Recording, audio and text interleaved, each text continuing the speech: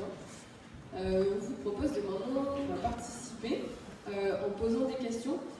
Alors, juste une petite précision pour participer et pour vous sentir assez libre de participer, on propose deux manières de fonctionner. En levant la main, et pour ça on va faire passer un micro, on va vous demander de poser une seule question par personne, et on va prendre 3 questions à la suite, et après comme ça les intervenants vont pouvoir répondre à toute ou partie de ces questions. Donc ça c'est la première mode de poser des questions en levant la main simplement. Deuxième manière, il y a une feuille et un stylo qui vont circuler, comme ça vous pouvez aussi écrire les questions que vous avez, on les dira après à l'oral. Voilà, que vous sentiez libre de participer. Voilà, si vous avez des feuilles et des stylos et que vous voulez écrire votre question et la faire remonter sur scène, c'est possible et on fera une compilation sur scène.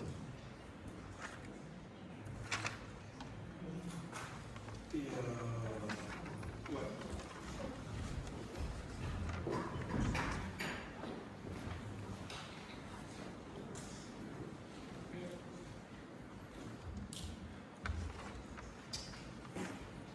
Oui, l'azote et le phosphore apportés par l'urine sont sous forme minérale, donc rapidement assimilables par les plantes. On est proche quand même de l'agriculture conventionnelle. Donc ma question est la suivante. Est-ce que tu as constaté des différences de goût quand tu apportes l'urine ou quand tu apportes juste de la matière organique compostée? Et par ailleurs, quel serait l'impact de cet apport minéral direct sur la pédologie, sur la qualité du sol?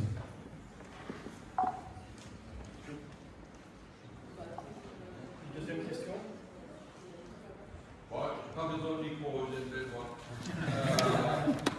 Avez-vous l'expérience avec le pépinériste, avec une utilité d'urine?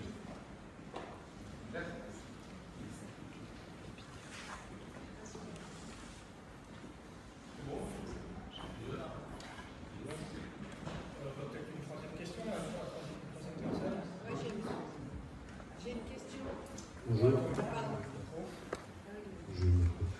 Je voulais savoir s'il y avait des contraintes de conservation pour l'urine. Alors, le pépiniériste, moi j'ai jamais joué avec eux, mais ce que j'ai vu c'est que des tomates que j'avais en OD prêtes à planter, mais la météo ne me permettait pas de les planter de suite et a commencé à tirer la tronche. Donc on a juste dilué un bon verre de pisse dans l'arrosoir, on les a arrosées avec ça et elles ont reverdi et se sont remises à pousser sans les rempoter. Donc ça c'est mon expérience de pépiniériste. Donc même pour les semis, c'est exceptionnel. Pour ce qui est du goût, moi ce que j'ai constaté c'est que depuis le début, mes légumes ils sont bien meilleurs que ceux d'Intermarché. Et j'ai pas vu de grosses différences avec l'urine où moi je l'ai pas constaté. La qualité pédologique, c'est ça. Ce que je vois c'est que...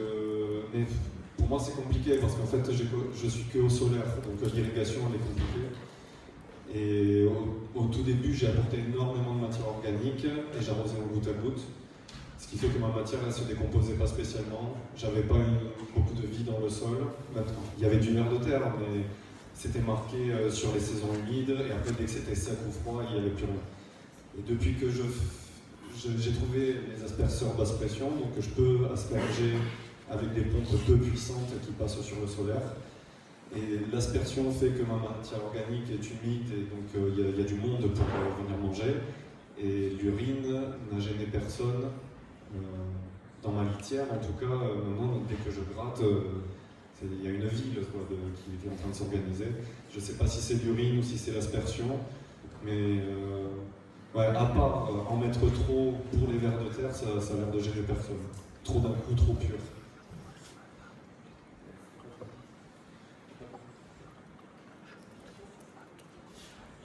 Conservation, par la couleur qui change, moi j'ai pas constaté grand chose tant qu'on laisse les cuves bien fermées, c'est la seule règle à respecter pour moi pour le moment. Et pour revenir du coup sur la conservation, c'est vraiment ça, si on la laisse ouverte, en fait l'ammoniac, du coup l'azote il s'en va, il se volatilise, voilà, carrément. Du coup, c'est un peu le risque de mettre de l'urine qui n'a plus d'azote, du coup, ça n'aurait pas d'intérêt. Mais sinon, en soi, conservation, il faut juste bien respecter ce mois d'hygiénisation pour être sûr qu'il n'y a plus de pathogènes, enfin, pour que ce soit vraiment sain, quoi, entre guillemets. Mais sinon, pas de gros soucis de conservation, puis c'est même plutôt simple de se conserver dans des cuves, il faut juste avoir la place, quoi.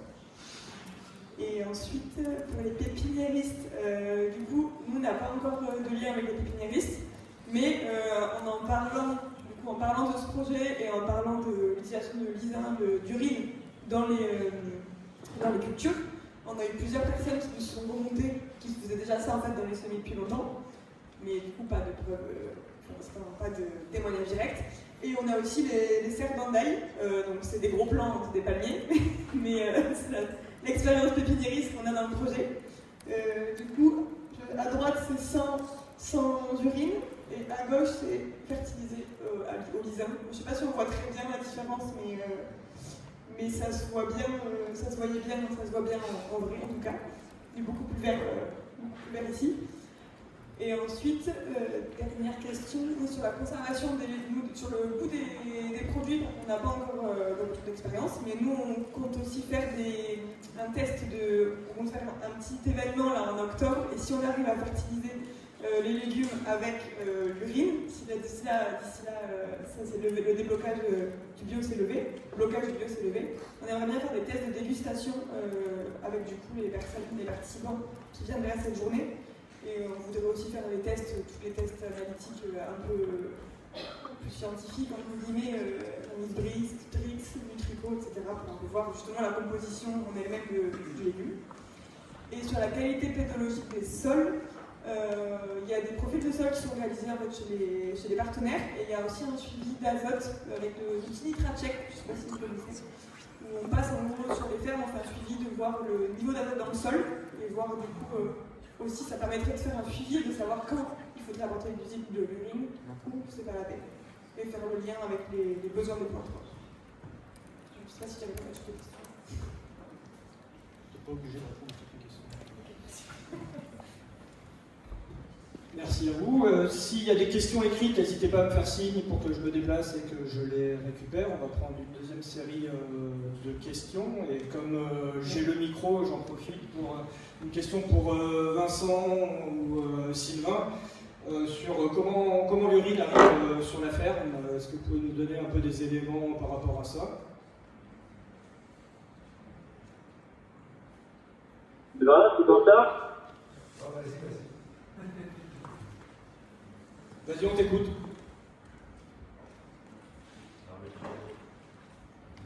En fait, c'est les urines de l'entreprise de Toilettes & Co qu'on regroupe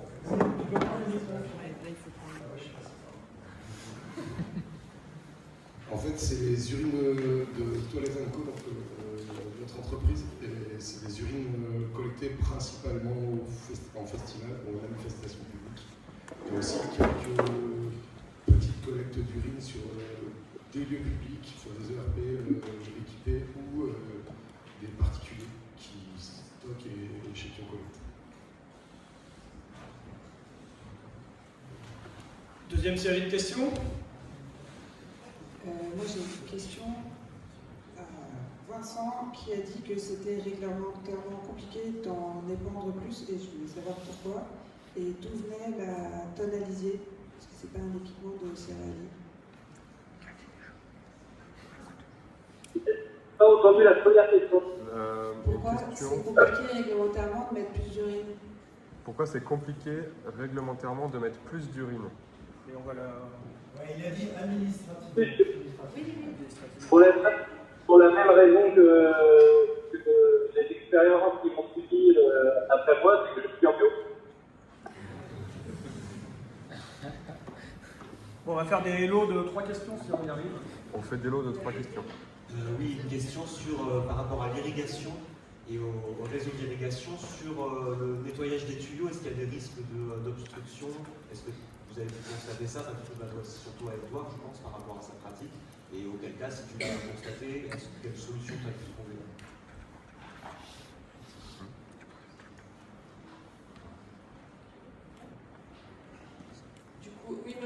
autre question, est-ce que du coup, à la place du bison dans l'autre partie de la parcelle, vous avez mis un engrais témoin, enfin, ou est-ce qu'il n'y avait pas d'engrais à ce moment-là? Genre, j'ai compris qu'il y avait du fumier de canard, mais ça partout. Enfin voilà, je voulais avoir la réponse sur le témoin, quoi.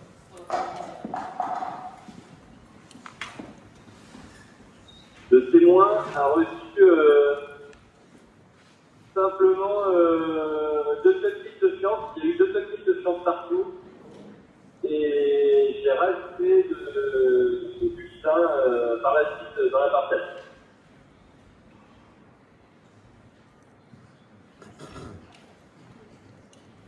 Et la deuxième question, c'était... Non. C'était pas pour toi. La tonalité, il a dit, ça venait du voisin. D'où vient la tonalité, ouais. C'était la question. Il dit d'un voisin qui avait des... Du voisin qui nous a gracieusement prêté sa potentialité pour mettre le pied dedans. Enfin, le lit là.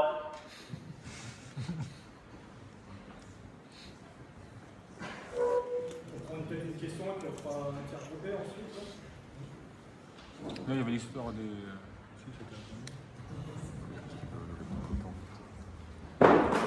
J'ai une réponse et une question, c'est par rapport aux pépinières. Donc nous, on fabrique l'engrais Orin, et puis on a parmi nos clients récurrents, on a beaucoup de pépinières. Donc on a de très bons retours de leur part, et c'est un engrais très recherché pour les pépinières. Et donc ça me mène aussi à ma question. On a aussi beaucoup de retours comme quoi notre engrais n'est pas assez concentré, alors qu'il est déjà 15 fois plus concentré que l'urine brute. Comment vous voyez cette problématique de concentration relativement basse?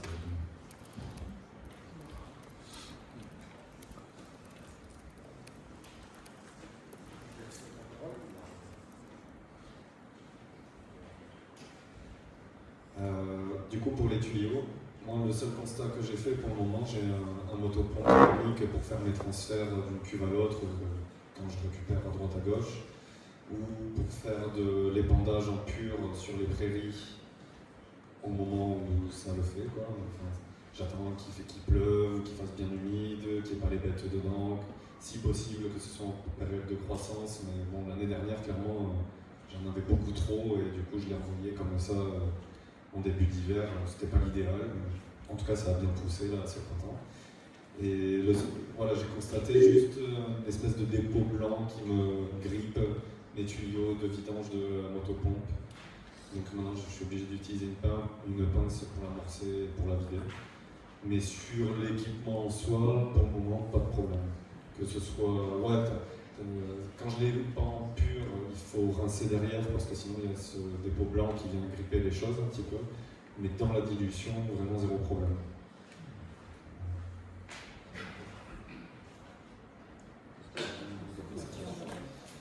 Les concentrations, je ne me pose pas la question. J'ai vu des différences entre certaines cuves que j'ai récupérées à certains moments. Il y en a qui fertilisent beaucoup mieux que d'autres.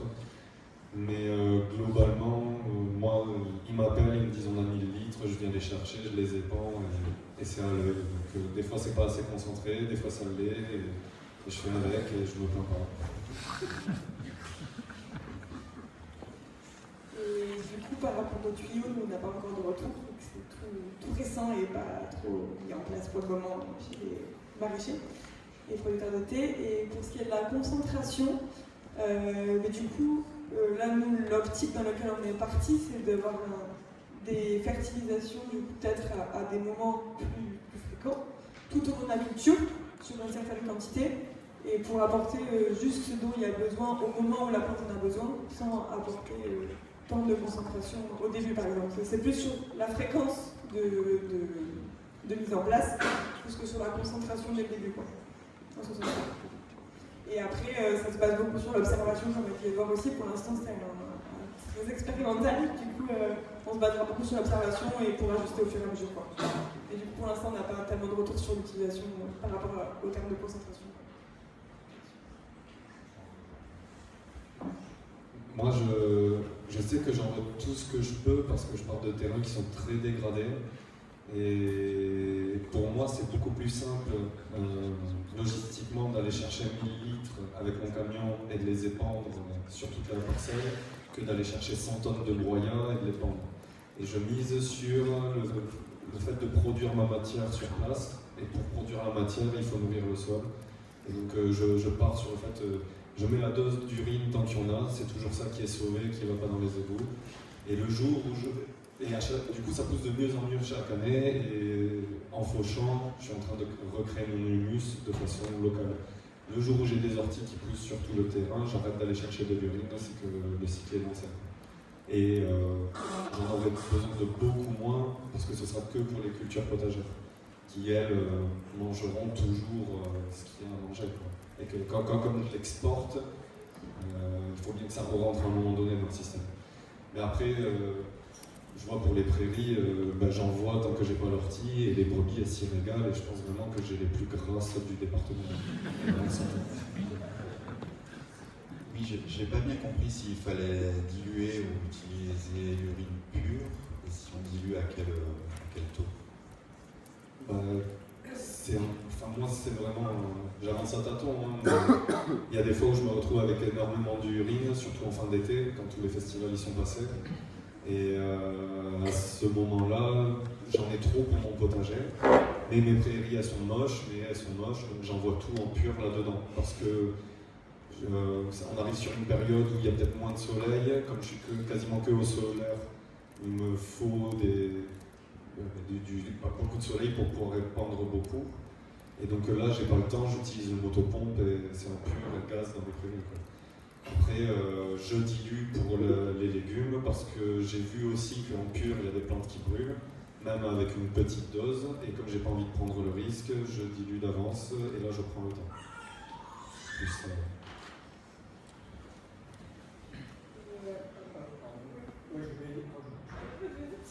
De ce que je comprends des deux témoignages entre Vincent et Édouard, c'est qu'il y a deux pratiques qui sont différentes avec le même produit. Il y a une pratique qui est celle d'un apport ponctuel une fois dans l'année pour fertiliser et lancer une culture. Et il y a une pratique qui est plutôt de la fertilisation au long cours avec des apports réguliers sur une même culture.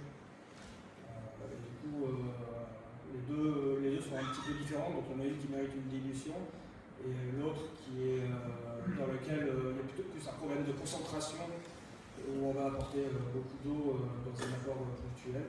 Je ne sais pas si Vincent il doit rajouter quelque chose par rapport à ça, avec une lecture qui est plus celle céréalière et de la grande culture. Tu nous entends, Vincent? Ah, tu remets ton micro. Ouais, c'est bien. Vous m'entendez? Oui. Oui.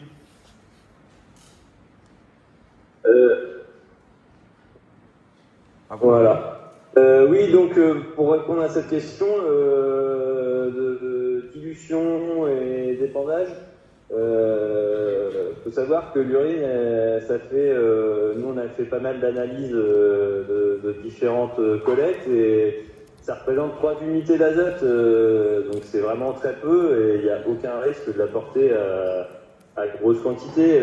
On peut le comparer en termes de fertilisation en termes d'azote à un lisier de porc. Donc un lisier de porc, ça s'épand à des grosses quantités, des 25 000 litres hectares. Donc c'est pas problématique en soi. La concentration, elle est comparable à un lisier de porc? Oui, voire moins. Voire moins. Et du coup, ça, sur ce surtemps passé ou ce surcoût à son épandage, est-ce que toi, c'est une question que tu te poses? Alors, oui, c'est sûr que c'est un surcoût et en termes de volume, je ne suis pas prêt de fertiliser toute mon exploitation avec du liant, parce qu'il en faudrait, je sais pas moi, au moins 1 million de litres. Mais c'est quand même un produit pour moi qui est gratuit, donc faut aussi regarder à ça. Après, il y a des coûts de transport, mais surtout, il faut réfléchir à qu'est-ce qu'on fait de nos urines aujourd'hui.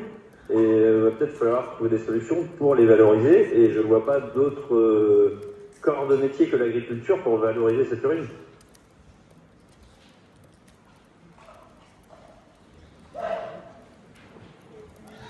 derrière, pour rebondir sur ce que disait Florent aussi, en termes d'utilisation de l'urine, il y a deux utilisations, comme disait Florent. Il y a l'utilisation de fumure de fond, un peu avant la mise en place de la culture, où là, ça peut être utilisé en pur, et l'utilisation en fumure d'appoint ponctuelle, où là, c'est dilué pour l'apport en culture des légumes, par exemple. Et au niveau de la dilution, mais j'avoue qu'on se base sur ce qu'avait écrit, comment il s'appelle là, Renaud. Renaud, c'était 20%, mais 2%. Ah oui, voilà, dilué 20 fois 2%, un petit problème mathématique. Et le but, c'est de faire des essais pour voir aussi est-ce qu'on dilue plus, est-ce qu'on dilue moins. Voilà. Si je peux me permettre de rebondir là-dessus, en culture, il n'y a aucun risque d'utiliser de l'urine pure, au contraire. Si on dilue, c'est encore de la logistique, du transport en plus, de matières qui ne sont pas utiles. Apporter de l'eau, ça sert à rien. Et moi, j'ai vu aucun aspect brûlure, stress de la plante à apporter de l'urine en pur, et j'en ai apporté une belle quantité quand même. Donc, je sais pas. Après, peut-être qu'en maraîchage, c'est différent. Ouais, parce que toi, c'est sur les céréales. Oui. Moi, en culture potagère, il y a des plantes qui brûlent quand même avec le pur. Ok. Moi, j'avais une question sur l'intérêt que vous voyez par rapport à de l'engrais vert classique en amélioration de fond de la qualité du sol. C'est que ça permet, via l'urine, de continuer à cultiver sans dédier toute une saison à un engrais vert. C'est ça pour vous l'intérêt? Ou juste c'était pas une pratique que vous aviez l'engrais vert ou pas la place et pas l'envie et du coup l'arbitrage s'est pas posé. Enfin, je me demandais s'il y avait ce genre d'arbitrage qui se posait parfois entre urine et engrais vert. Moi je pense que... Alors, je sais pas si la question était dédiée, mais faut pas se dire on le remplace à un engrais vert. L'engrais vert, il est important quelle que soit la culture et dès que la parcelle est pas en culture, il faut faire un couvert végétal et faire un engrais vert. Mais on a besoin quand même d'apport de fertilisation supplémentaire. Et on sait qu'en bio, moi sur une ferme céréalière, on a des soucis de s'approvisionner en azote, donc en important des fumiers, des fientes, des composts. Et ça pourrait être une source d'azote utilisable et je dirais intarissable. Ouais, pareil, moi, l'engrais vert pour moi c'est indispensable parce que c'est ce qui va créer de la matière et du sol. Mais l'urine, elle permet, quand on n'a pas eu le temps de faire, ou quand on démarre sur une parcelle qui est sans humus et qui n'est pas jolie, d'avoir des résultats satisfaisants de suite. Mais sur le long terme, il faut combiner tout ensemble. Et carrément, je rebondirais sur ça aussi. En fait, c'est vraiment complémentaire. Nous, les maraîchers aussi qu'on accompagne, il n'est pas question d'arrêter l'apport organique. Justement, c'est vraiment l'équilibre entre les deux. Le fait de mettre des engrais, ça permet de structurer le sol et d'apporter aussi la vie du sol. Et l'urine, c'est vraiment le petit coup de fouet avant la culture et que ça soit assimilable directement pour qu'il y ait un bon départ de la culture. Et ils ont besoin de nutrition. C'est vraiment complémentaire. Bonjour. Question réglementation. Est-ce qu'il faut des habilitations pour le transport et le traitement de ces matières, parce que ça reste un déchet d'une certaine manière et c'est souvent encadré par une réglementation spécifique?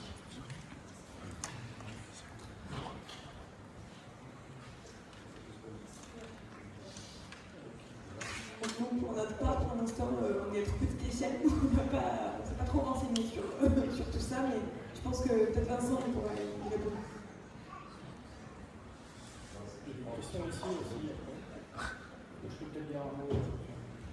Effectivement, ici on s'adresse à des personnes du monde agricole qui s'intéressent surtout une fois que le produit est arrivé sur la ferme. J'ai l'impression que les témoignages ils étaient surtout autour de ça, plus à ce qui se passe à l'amont et de comment ça parvient sur la ferme. Donc par rapport à cette question, je pense que les intervenants seraient peut-être un peu pas forcément en mesure d'y répondre. On a parlé un peu réglementation ce matin. Et il y a, je pense, dans la table ronde qui va suivre également, il y a des questions d'hybridation entre d'autres pratiques de gestion de la matière organique, et notamment sur les logistiques de transport.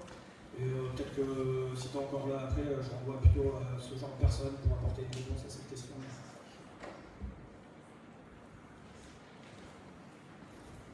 Il y avait une question au fond, il y avait la dame devant, premièrement, qui avait une question. J'avais une question. Le stockage, est-ce que ça a seulement une fonction d'hygiénisation ou ça a aussi une fonction je parlais de transformation chimique à l'intérieur? Et une deuxième question, ça serait est-ce qu'il n'y a pas de problème d'apport du coup de sel au travers de l'urine dans les cultures? Alors du coup pour la première partie, c'est vraiment juste hygiénisation par rapport aux pathogènes, il n'y a pas de transformation chimique, enfin, en tout cas pas qu'on sache, ça avait été analysé notamment par les micro-rapides. Mais et aussi par rapport à l'apport de sel, moi j'avoue que je ne pourrais pas y répondre, je crois qu'il y a peut-être la réponse quelque part, mais en tout cas pour nous c'est pas quelque chose qui a été l'interrogation. Moi, je stocke juste parce que j'ai pas le temps de répondre. Je ne me pose pas la question des pathogènes non plus. Il doit y avoir des raisons de le faire ou pas, je ne sais pas. Et pour la législation, ça ne m'étonnerait pas qu'il y ait des bêtises là-dessus, parce que je fais aussi la tonte des brebis et je récupère beaucoup de laine de brebis que j'utilise pour les haies, pour le maraîchage. Et j'ai appris il y a 3 semaines par un conseiller de Haute-Garonne que c'était interdit parce que c'est un déchet de l'agriculture ovine. Il faut la traiter avant de l'utiliser. Donc ça ne m'étonnerait pas qu'il y ait des trucs qui m'interdisent de transporter de la pisse dans mon camion. Moi j'avais une question. Alors moi je travaille dans un lycée agricole, du coup je suis très intéressée. Mais j'avais une question analyse. Qui paye les analyses? Parce que moi j'ai pas mal de gens intéressés autour de moi, mais voilà, après il faut peut-être payer les analyses, je sais pas qui va le faire. Vous, qui l'a fait et quel labo? Parce que j'ai eu une première réponse négative, j'étais très surprise. Du labo classique auquel on fait appel, et là qui me dit non, mais pas du tout, on n'est pas habilité à répondre. Alors du coup pour le financement, on a le financement de l'Agence de l'eau qui nous permet de financer ces analyses-là. Donc c'est comme ça qu'on a pu les financer. Et après pour le labo, c'est le labo LANAE, L-A-N-A-E. Mais avant de trouver l'ANAE, on s'est confronté à ce genre de réponse de nous on n'est pas habilité à faire ça, on ne fait pas ça. Et on a eu du coup par le biais d'OREA, qui est la bonne analyse des sols, en fait ils ont cette partie analyse d'urine et déchets, compost qui est utilisée dans l'ANAE.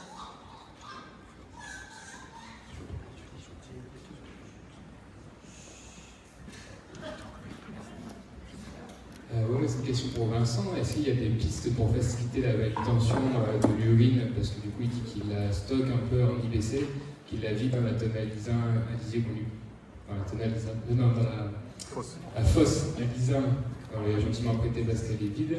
Mais du coup, est-ce qu'il y a des pistes pour optimiser cette manutention pour que ce soit moins chiant, plus efficace pour l'épandage ensuite? Pour le pomper notamment avec la tonalisine alizin. Je vais laisser la réponse à Sylvain, on travaille sur le sujet, on avance.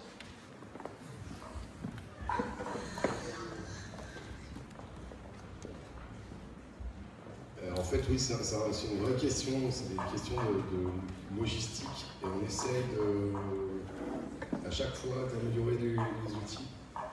Donc c'est que de l'essai-erreur en fait. On essaye un truc, on l'améliore, ça marche moins bien, ça marche pas, ça marche pas. Et on recommence chaque année.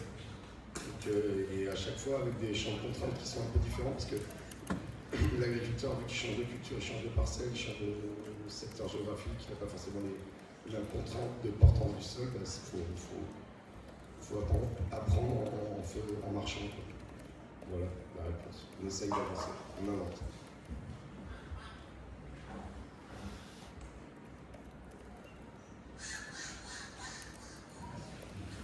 Rajouter quelque chose sur le modèle de partenariat, donc c'est la location en fait qui finance toute l'année de la matière au bord de la parcelle et qui finance aussi la partie analyse. Et ensuite, l'agriculteur, lui, prend à sa charge son épandage et son utilisation. Sur le modèle économique, c'est de Jean-Luc Costa. Et où est-ce que tu peux analyser?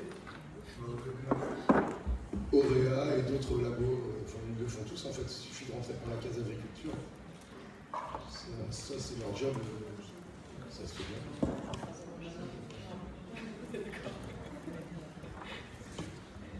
Oui, moi je voulais savoir, on parle d'analyse de labo, je voulais savoir du coup s'il y avait des résultats des propriétés nutritives entre l'urine humaine, l'urine animale et les engrais chimiques.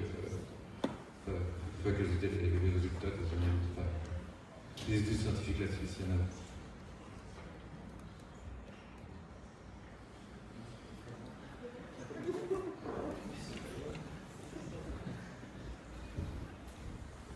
Bonjour. Et du coup, bon, je vous laisse répondre.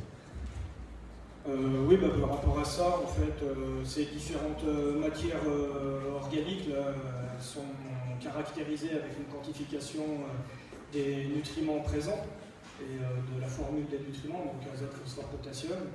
Et il y a eu plusieurs travaux de comparaison, des travaux agronomiques, de rendement, de calcul de rendement des productions agricoles en fonction des apports de ces matières-là, en fonction des nutriments. Et je pense notamment à la thèse de Tristan Martin qui l'a soutenue en 2020, qui font état, grosso modo, quelle que soit la provenance de l'azote et du phosphore et du potassium, les rendements sont à peu près similaires à la quantité d'azote apportée égale. Si on peut avoir un ordre d'idée en tête, c'est à peu près ça, quoi.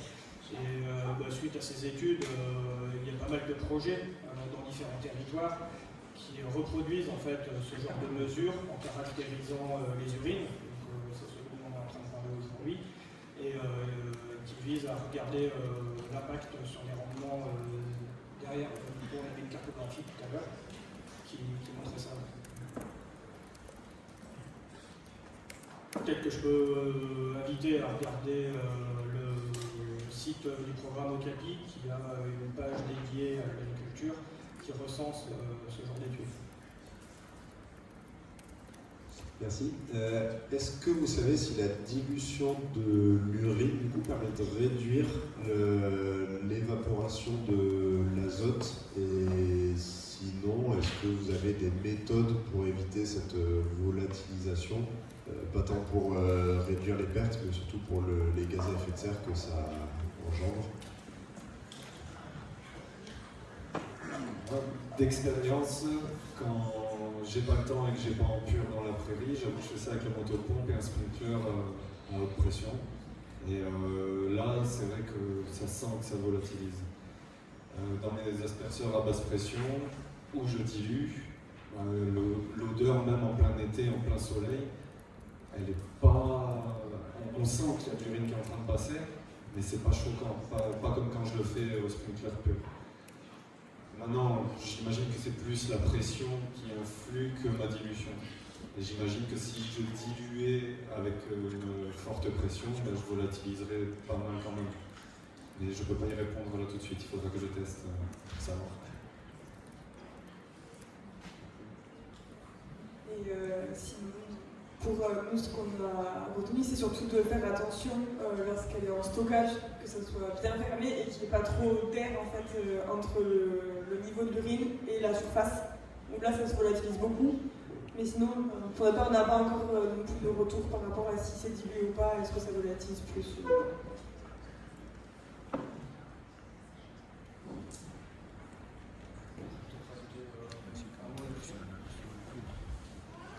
Peut-être sur cette question de perte d'azote et de volatilisation, en fait, je pense que Fabien en a touché deux mots ce matin en introduction, c'est que l'azote qui est contenu dans l'urine est sous forme d'urée au moment de la miction, elle se transforme assez vite pour une partie en azote ammoniacal, qui est volatile, instable et qui va générer ces odeurs synonymes de perte d'azote. Et dans toute la chaîne chaîne logistique qui vise à apporter l'urine sur la ferme. Il y a des préconisations qui sont celles notamment d'avoir une filière qui permet de remplir des cuves étanches à garder fermées et remplies à ras-bord pour limiter la volatilisation de cet azote. Si on ne parle pas d'ajouter des additifs et qu'on reste sous un fertilisant de type lisant, comme on est en train d'en discuter aujourd'hui. Et d'un point de vue très pratique par rapport à nos intervenants aujourd'hui, une fois que ce gisement-là est sur la ferme, il y a des techniques d'apport à la plante qui sont variées et qui sont plus ou moins émettrices de cette volatilisation-là. Et pour limiter cette volatilisation, l'idéal c'est une injection dans le sol directement. Et s'il n'y a pas d'injection dans le sol, c'est plutôt d'essayer d'avoir un épandage qui limite les micro-gouttelettes et qui limite la volatilisation post-épandage. Donc un travail du sol après l'épandage et ou une pluie fine ou des conditions météo qui limitent cette volatilisation-là. Donc éviter le soleil et la pluie qui va favoriser le fait de faire rentrer le fertilisant dans le sol. De manière assez générale. Et du coup, là, après, j'ai fait un peu des diapos des différentes techniques qu'on va pouvoir retrouver aujourd'hui en France et qui sont explorées et qui sont pas encore tout à fait standardisées, quoi. Donc ça donne un ordre d'idée de ce qu'il est possible de faire et qui est assez varié et plus ou moins source de volatilisation. Volatilisation, pour l'agriculteur, c'est une perte directe d'azote, donc un manque d'intérêt. Et d'un point de vue environnemental et gaz à effet de serre, microparticules, etc. également. Donc ça c'est à corréler aussi avec certains territoires dans des plans de protection de l'atmosphère. On sait que la volatilisation de l'épandage d'engrais de manière générale issu du milieu agricole est une source forte de la production de ces particules. Tu présentes les diapos ? Bilal Afrit, en tout cas juste sur la partie gaz à effet de serre, en tout cas, du coup, toujours bien faire la comparaison entre le système actuel et le système futur. Le point important, c'est qu'en station d'épuration, quand on élimine l'azote, en fait, on dit azote et on protoxyde d'azote. Le protoxyde d'azote qui est ce gaz à effet de serre que, genre, on livrait, enfin, en tout cas en bilan global, ça sera toujours moins en gaz à effet de serre. C'est pour ça que les politiques environnementales, entre guillemets, que ce soit ADEME, notamment l'entrée ADEME, par exemple, c'est bien sur cette entrée de gaz à effet de serre. Et dont le système fabriquer un engrais puis détruire de côté, un moment en mode gaz à effet de serre, justement c'est ça qui passe pas.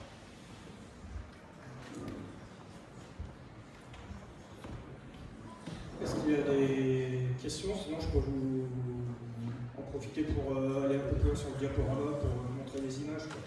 Oui.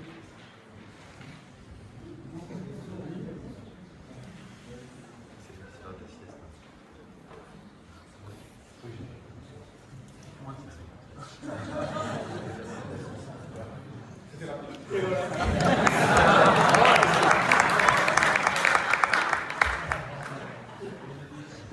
Du coup, il y a deux parties. J'ai fait une partie de ce que j'ai pu rencontrer ces 3 dernières années en termes de transvasement entre, pour répondre notamment à l'une des questions pour comment ces flux peuvent arriver sur les exploitations agricoles et d'aller vers l'outil d'épandage. Donc là, c'est un transvasement d'une cuve IBC qui est d'un mètre cube qui est dans un utilitaire vers un réservoir d'un pulvérisateur via une pompe vide-cave électrique. Donc on voit qu'on est quand même un peu dans l'ordre du bricolage, globalement. Donc ça c'est les deux photos de gauche, et à droite c'est avec un télescopique comment remplir une cuve de pulvérisateur. Donc dans les deux cas c'était pour des essais agronomiques sur des parcelles céréalières, et la fertilisation ne visait pas à couvrir l'ensemble de la parcelle. Et l'emploi de pulvérisateurs tels que ceux-ci, on les reverra après, n'est pas forcément à préconiser dans ce genre de cas-là, notamment en termes de production de perte d'azote par azote ammoniacal. Donc Donc là, on est sur une vidange de QIBC depuis un poids lourd dans un bassin de transfert de lisier animal.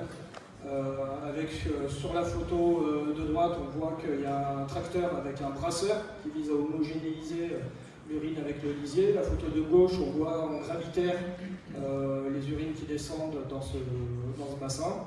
Et la photo du bas, des cuves qui sont déversées dans un godet, et avec un dispositif de pompage de la tonne à lisier qui vient se plugger directement dans cet outil conique qui est à demeure. Donc la tonne à lisier, elle arrive, elle se branche là-dessus. Dans ces deux cas-là, c'est pareil, hein, l'urine est brassée et du coup, il y a de la volatilisation d'azote. Là, c'est un pompage depuis une tonne à lisier, avec la pompe de la tonne à lisier sur différentes QIBC. Donc ça demande voilà, une manutention avec quelqu'un qui monte sur les cuves, qui porte ce tuyau qui est relativement lourd et qui va de cuve en cuve pour remplir la tonne à lisier. Exercice à la fois périlleux et difficile pour le dos, mais qui génère un petit peu moins de volatilisation. Ici, on est sur des transvasements vers des cuves pour un injecteur, le pipiculteur à gauche, avec une pompe sur l'outil. On vient pomper dans des bidons pour remplir une cuve. Sur la droite, pareil, on passe de bidons manutentionnable à deux entre 20 et 60 litres, avec un chariot élévateur pour remplir la cuve d'un polyformeur, là, qui est un outil en maraîchage de plein champ qui vise à travailler le sol et à apporter un fertilisant ou un biostimulant. On le reverra tout à l'heure, il y a une rampe qui permet d'égoutter l'urine avant le travail du sol. Et le pipiculteur à gauche, c'est les deux tuyaux qui viennent faire injecter l'urine derrière le tracteur. On va reverra ensuite. Le plus simple, c'est le transvasement manuel issu de bidons dans des arrosoirs ou de bouteilles dans des arrosoirs. On peut retrouver notamment dans des jardins partagés ou des jardins chez des particuliers. En termes d'épandage, on peut utiliser les outils de jardin, des arrosoirs, des râteaux percés qui permettent d'avoir une rampe pour apporter directement, par exemple, sur un gazon. Le fameux Solar Dripper de Robert Cossette, qui est une sorte de goutte à goutte qui réagit au soleil et qui injecte directement dans le sol de l'eau ou ici de l'urine pour arroser et fertiliser les systèmes racinaires ici de tomates. Un pulvérisateur manuel de la Chambre d'agriculture Île-de-France qui permet sur une rampe d'apporter de l'urine directement sur le sol avec un système de pompe et de moteur qui vise à apporter de manière très précise un volume prédéfini. Donc, les pulvérisateurs dont je parlais tout à l'heure avec voilà, des rampes plus ou moins larges en fonction de ce qu'on a envie de faire et un nombre de goûteurs avec des buses. En général, pour l'urine, on utilise des buses à large diamètre pour éviter la micro-aspersion et avoir plutôt des gouttes plutôt fortes. Donc typiquement, dans l'exemple en haut à gauche, on est plutôt sur de la microbulle et l'exemple du milieu plutôt de la bulle, de la goutte un peu plus grosse, quoi. Donc plutôt favoriser des gouttes les plus grosses possibles pour limiter cet aspect de volatilisation et travailler rapidement le sol derrière pour enfouir l'épandage. Voilà le pipiculteur en action dans la série des 3 photos en haut, avec une cuve de 400 litres, une motopompe à demeure qui envoie du coup le lisin sur des poutres qui travaillent le sol. Donc là, la photo du milieu, c'est juste avant que la cuve elle descende et que les griffes pénètrent le sol pour injecter directement l'urine, le lisin dans le sol et limiter la volatilisation. Et en bas à droite, c'est un injecteur plutôt pour des céréaliers, donc, qui visent à injecter dans le sol directement des lisiers. J'ai pas eu de retour d'expérience d'ailleurs de ce genre d'outil encore avec des lisiers. S'il y en a qui en connaissent, je suis très intéressé.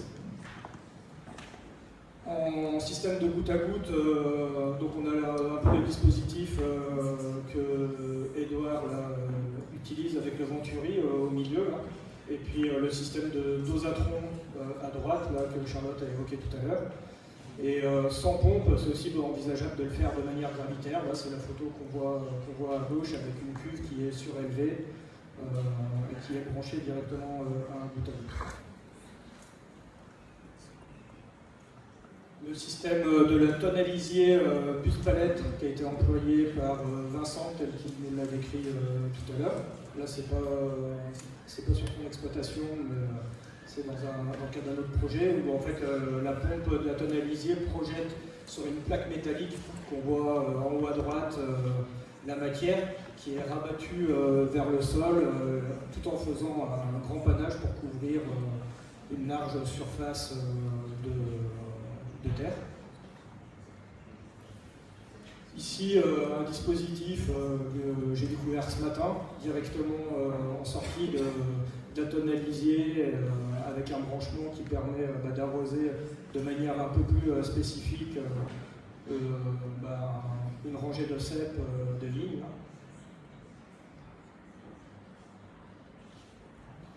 Le système à bandillère, pratiqué par l'un des adhérents du RAE dans le nord de la France. Donc là, l'idée c'est que derrière, il y a un outil supplémentaire qui est accroché à la tonalisier et qui vise à apporter au plus proche du sol le lisier. Donc là, il y a une mutualisation du lisin avec du lisier d'élevage bovin, toujours dans cet esprit de limiter la volatilisation. On retrouve le polyformer là, dont j'ai parlé tout à l'heure, qui a été rempli par-dessus avec des bidons bleus d'une soixantaine de litres, où on voit à gauche le goûteur en rampe, qui permet d'apporter en surface le fertilisant, avec un travail du sol derrière, on ne voit pas sur la photo à gauche. À droite, une photo du Research Institute aux États-Unis, dans l'état du Vermont, avec une rampe de goutte à goutte gravitaire qui tombe directement sur une prairie. Et enfin, des déversements depuis des cuvis baissés dans un utilitaire sur la gauche ou sur la fourche d'un tracteur à droite, avec une maîtrise des volumes apportés qui est un peu plus aléatoire, donc plutôt réalisé ici en prairie ou sur un blé du printemps qui est déjà assez haut. Deux types d'arrosage de compost, en haut à gauche sur des plateformes de compostage, en haut à gauche en andin relativement long, d'une cinquantaine de mètres de longueur, avec plusieurs QVBC qui viennent en gravitaire, qui sont vidés en gravitaire dans une partie de l'andin qui est ensuite travaillé avec une machine qui vient sur toute la longueur pour faire le mélange. Et en bas à droite, des épandages sur andin, des andins en rack, tel qu'on le voit en haut à droite, sur la photo en haut à droite. Et enfin une pratique d'épandage par-dessus un andin, qu'on pourra arroser par-dessus un andin directement. L'aspersion, donc ça c'est la pratique que nous a présentée Edouard chez lui. Je crois que c'était le dernier. Je ne sais pas si ça suscite peut-être des questions et si on peut profiter de la parole de nos intervenants aussi au regard de leur pratique.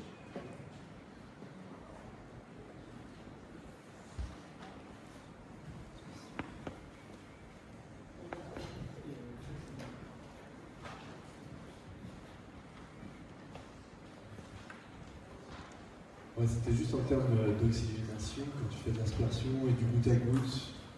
Enfin, est-ce qu'il y a des chiffres? Est-ce qu'on sait combien d'azote on perd? Est-ce qu'il y a des données là-dessus?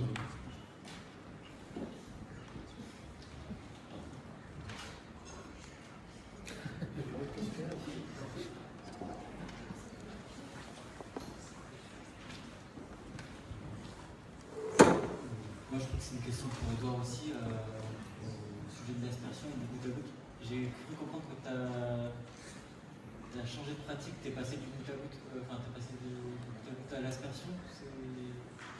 Pourquoi? Et est-ce que le goutte à goutte, ça aurait été pas mieux en termes de diminution de la perte d'azote justement dans l'atmosphère? Alors pour les chiffres, je laisserai Florent répondre. Pour la perte. Mais moi, ça a été important pour moi de passer à l'aspersion parce que comme on n'avait pas des saisons où la pluie est tombée assez régulièrement, ma matière organique elle se décomposait pas en fait. Donc je profitais pas de tout ce que j'amenais. Et du coup pour moi c'est une double solution. L'aspersion, c'est que non seulement j'humidifie ma litière et je permets aux vers de terre de travailler avec tout ce qui suit. Mais il y a aussi l'aspect engrais foliaire, c'est-à-dire que les plantes elles sont capables d'absorber pas mal de minéraux directement par les feuilles. Et moi ça m'intéresse parce que le coup de fouet il est immédiat en fait. Je peux vraiment voir le résultat en très peu de temps. Et après comme j'ai pas un sol qui est encore super, je pense qu'en goutte à goutte jusqu'à maintenant, juste ça allait tout droit et mes plantes elles en profitaient pas spécialement. Alors qu'avec l'aspersion je couvre large, ça couvre vraiment toute ma surface et je suis sûr que tout le monde en profite. Que mon goutte à goutte là, s'il n'était pas vraiment collé à la plante, comme mon sol était naze, j'avais pas une belle exploration des racines partout et j'ai eu l'impression d'en perdre pas mal jusqu'à maintenant. Maintenant, cette année, il faudrait que j'essaye avec le goutte à goutte. Mais l'aspersion est géniale, quoi. Et ça sent pas si fort que ça quand c'est dilué. Et avec les asperceurs basse pression, ils démarrent à partir de 0,6 bar. Ils font vraiment des grosses gouttes d'eau. C'est sympa.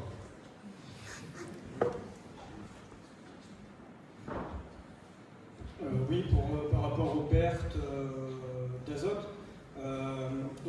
Moi j'ai en tête les travaux du projet AgroCapi, notamment via les travaux de Tristan qui avait fait une revue de la littérature. En fait, le maximum de pertes d'azote sur de l'épandage de l'urine humaine stockée non stabilisée sous forme de lysin. Moi j'ai en tête des données qui sont comparatives à l'urée de synthèse. Quand on épand de l'urée de synthèse, l'azote est aussi instable et on perd à peu près la même quantité d'azote. Donc pour moi, j'ai en tête le chiffre de 30% à vérifier dans ces documents-là. Je ne suis pas tout à fait sûr, mais il me semble que le maximum de pertes possible, c'est 30% de l'azote présent dans l'urine.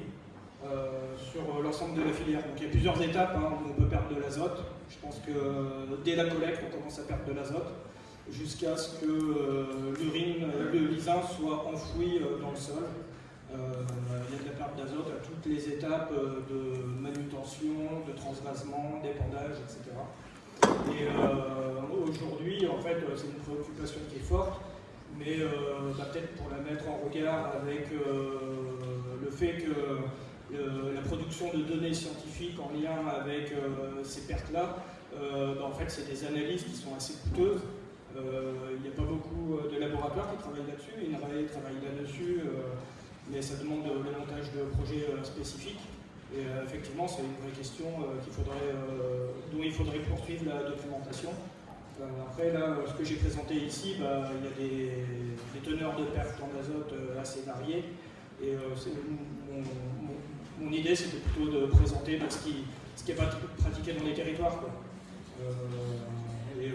Effectivement, ça appelle à potentiellement créer des projets dédiés pour avoir des mesures spécifiques par rapport à ça, avec des acteurs qui sont un peu plus spécialisés là-dedans.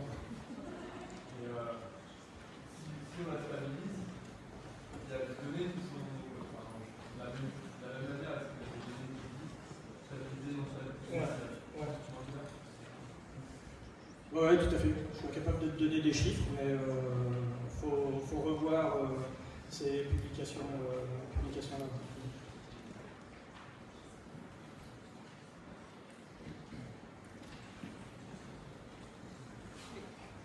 Vous vous montrez mutuellement.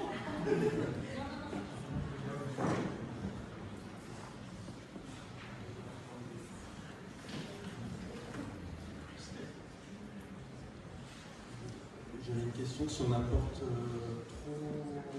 trop d'azote d'un coup, est-ce qu'on peut avoir des problèmes de. Est-ce qu'il y a des études qui ont été faites sur des problèmes de lessivage au niveau des sols, ou c'est moins un problème avec le produit parce que c'est plus dilué?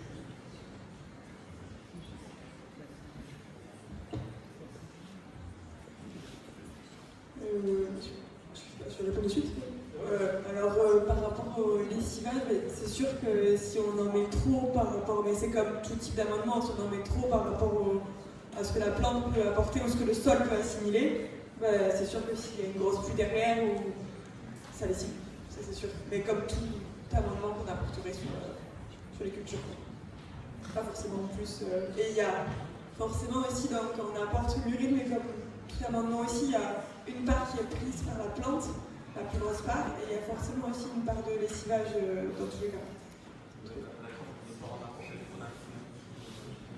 C'est ça. Et en fait, d'où l'importance aussi de bien connaître son sol avant de faire tout à part aussi, pour voir justement ce qu'il est capable de fixer. Et si t'en mets trop, et avec l'observation, tu le vois vite aussi, si t'en mets trop.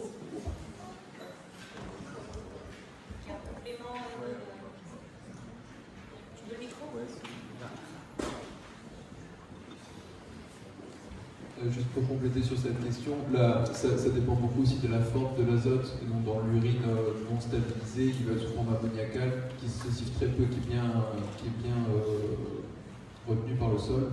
Alors que si on l'avait stabilisé, par exemple, comme la question qui a été posée tout à l'heure, en le faisant passer tout souvent sous forme de nitrate, là, pour le coup, on n'a plus de problème de volatilisation pratiquement, à peu de choses près. Mais en revanche, là, on a le problème de l'oxydation. Donc c'est des problématiques complémentaires selon la forme. Faut de l'humus. Faut de l'humus. Juste pour informer qu'il y a une visite de site qui commence à 15h30 à l'extérieur et qu'on arrive à la fin de cette session. Je vais peut-être prendre. Donc si vous voulez aller à la visite de site, allez-y discrètement. Sentez-vous pas gêné. Et je vais prendre encore peut-être une ou deux questions et puis on va clôturer pour faire une pause avant la prochaine table ronde. Oui, c'était une question et peut-être une proposition. Et discrètement, merci, le temps qu'on finisse la session. Peut-être parce que c'était une session qui était vraiment très intéressante. Peut-être pour des prochains événements. Il y a un aspect qui me gêne qu'on n'ait pas assez abordé, c'est la question des micropolluants. Et en particulier tous les résidus médicamenteux qui sont ultra concentrés dans les urines par rapport au flux. Donc effectivement, on demande aux stations d'épuration. On dit que les stations d'épuration ne sont pas capables de faire grand-chose pour ça. Pour l'azote, on est capable, nous, de le valoriser en les mettant sous forme des intrants bien. Quid des micropolluants, en particulier les résidus médicamenteux, qui vont arriver au champ. Je ne suis pas inquiet, mais je pense que c'est un sujet qu'il est important d'aborder et de poser clairement pour ne serait-ce que rassurer tout le monde et avoir des points objectifs sur finalement, oui, le sol il va dégrader bien mieux que les milieux aquatiques, c'est ça. Si c'est vrai ou pas, je n'ai pas la réponse. Mais en tout cas, c'est important de l'aborder, je pense. J'étais un peu frustré là-dessus parce qu'on a dit que des trucs super et ta remarque de dire moi j'y suis pour rien si les gens ils fument pas et ils bouffent pas de la merde, il n'y aura pas de problème. Sauf que c'est pas la réalité actuelle. Voilà. Et ben, je propose qu'on clôture sur l'avis du monde agricole qui est réuni aujourd'hui autour de cette question-là. Merci d'avoir posé, puis je reprendrai la parole pour clôturer ensuite. Moi je fais confiance à la nature. Et si on la laisse tourner comme elle se doit de tourner, c'est-à-dire avec une bonne couche d'humus et un maximum d'habitants dans le sol, je pense qu'ils peuvent régler nos problèmes. Et ça, c'est de la philosophie, je ne peux pas dire autre chose. Mais comme on voit, je crois que c'est la renouée du Japon là, qui envahit le long des cours d'eau. C'est pas moi qui l'ai étudié, je l'ai vu dans une vidéo. Il y en a un qui a émis l'hypothèse qu'elle pousserait pour faire une couche isolante des métaux lourds sur lesquels elle pousse. Donc je me dis, si, ok, on va envoyer du métaux lourd qu'on a tous à nous à un seul endroit, le redistribuer à ceux qui nous ont envoyé la piste et le redistribuer dans leurs légumes. Mais au bout d'un moment, moi, vu que j'apporte de la matière, que je vais isoler mon sol et le rendre très vivant et tout ça, j'ai envie de croire qu'il n'y aura pas de problème avec tout ça et qu'on aura tous une piscine. Et carrément, et du coup, pour rebondir sur ça, du coup, il y a des études qui ont été faites par l'ISU, enfin, je pense que tu peux en dire plus que moi, sur la dégradation justement de ces molécules par le sol, et notamment le fait d'avoir un sol, comme disait Edouard, hyper vivant et hyper structuré, ça bénéficie et ça permet justement de dégrader ces molécules, ce que l'eau n'est pas capable de faire. Et aussi, ça permet de soulever cette question justement des micropolluants qu'on trouve, qu'on se dit qu'il y a directement dans l'urine, et que jusqu'à maintenant on ne traitait pas forcément alors qu'elles se retrouvent dans l'eau qu'on boit, et ça permet justement d'aborder ce sujet et justement de creuser cette question sur comment on fait du coup pour dégrader ces micropolluants, et justement le fait de le mettre dans l'agriculture et dans les sols, ça peut être une réponse à cette question. Les métaux lourds, ils sont lourds, donc ils finissent par descendre, normalement, si on arrête de retourner. C'est un autre sujet. Et je crois aussi qu'il y avait des résultats qui disaient que pour avoir 1 gramme de paracétamol dans le sang, il fallait qu'on mange 250 000 choux, quelque chose comme ça. Du coup, ça permet un peu de mesurer. 500 ici. 500. Vincent, je ne sais pas si tu es encore là, si tu veux dire quelque chose, un mot sur cette question des micropolluants dans ce type de fertilisant. Vincent, nous entends-tu? Allô, Vincent? Oui, il enlève son... Est-ce que tu as entendu la discussion à propos de la question des micropolluants et de leurs résidus dans les légumes, ou dans le sol, ou dans les nappes? Oui, dans les sols ou dans les nappes, je pense qu'on peut le dégrader dans un sol que dans une rivière qui est vide.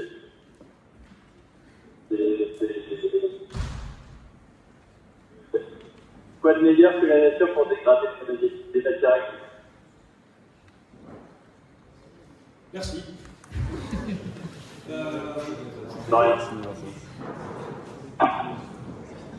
Mais je propose qu'on conclue là-dessus. En tout cas, avec Amy, on voulait remercier nos intervenants et puis l'ensemble de la salle pour cette discussion dynamique.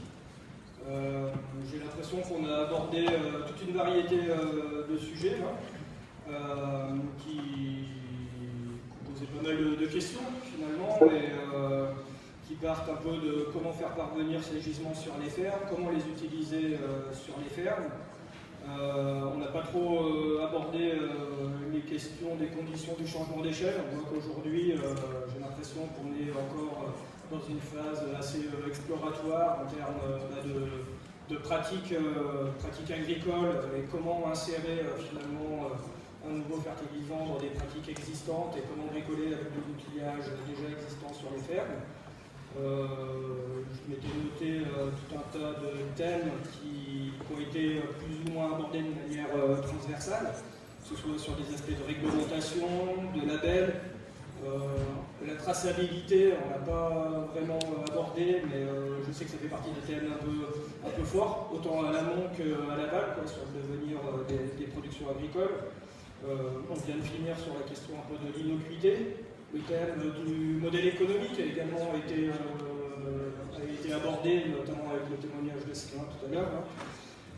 Il y a un autre thème que je m'étais noté sur les politiques d'aide à la transition écologique via ces nouvelles pratiques. Ça, on n'a pas trop traité. Donc peut-être que les aides, elles n'ont pas l'air d'être si conséquentes que ça. Donc c'est peut-être aussi l'objet de cette table ronde de faire un appel à ce qu'il y ait plus d'aide, notamment financière, pour ce genre de pratiques.